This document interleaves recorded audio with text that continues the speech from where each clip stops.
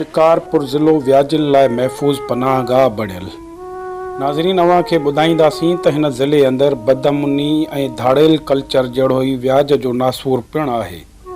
जंहिं में शिकारपुर, खानपुर, लखी गुलाम शाह, गढ़ी यासीन, मदेजी, चक, ड्रखण ऐं ॿिया नंढा वॾा शहर व्याजनि जा महफ़ूज़ पनाहगाह बणियल आहिनि,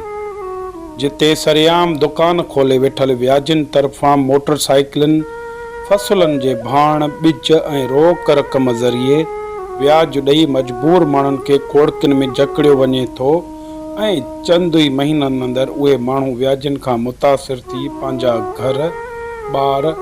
ऐं बचा विकिणण ते मजबूर थी वञनि था। ज़रियनि इंकशाफ़ कयो आहे त शिकारपुर ज़िले अंदरि पुलिस, एजुकेशन, हेल्थ ऐं ॿियनि खातनि जा 80% मुलाज़िम पिणु व्याजनि हथां यरगुमाल थियल आहिनि। जन जा सर्विस ऐं चेक बुक पिणु उन्हनि दादागीर व्याजनि वटि गिरवी पियल आहिनि। व्याज जो नासूर बणियल हिन सिस्टम में न रुॻो व्याज हलाईंदड़ पर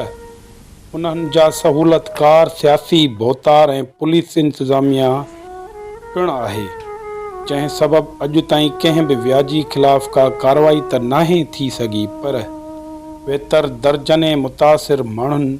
ख़ुदकुशियूं करे छॾियूं आहिनि। पोइ बि असांजे अंधनि ऐं ॿोड़नि हुक्मराननि हिन मसइले तरफ़ को ध्यानु नाहे ॾिनो ऐं हिन वक़्त ताईं सिंध असेंबली मां व्याज बाबति क़ानूनी पास न थियण सबबु व्याजनि वबा खे हिकु वॾो कारोबार बणाए छॾियो आहे। बेहस हुक्मराननि जी अदम दिलचस्पी ऐं क़ानून जी कमज़ोरी सबबु अञा बि केतिरा ई माण्हू मौत जे वर चढ़ंदा, उहो वक़्तु परे नाहे, पर पोइ बि सियासी भोतार उन वबा ख़िलाफ़ अॻिते अचण जी ज़हमत न कंदा, जेको अमल ईंदड़ नसुलनि लाइ बि नुक़सानकार ज़रूरु साबित थींदो। तंहिं करे सिंध असेंबली में वेठल वॾनि बुतनि खे अपील थी कजे त बिना देर क़ानून पास करे व्याजनि जे ॻिचनि में फाहा विझी मजबूर माण्हुनि खे ख़ुदकुशियूं करण खां बचायो वञे।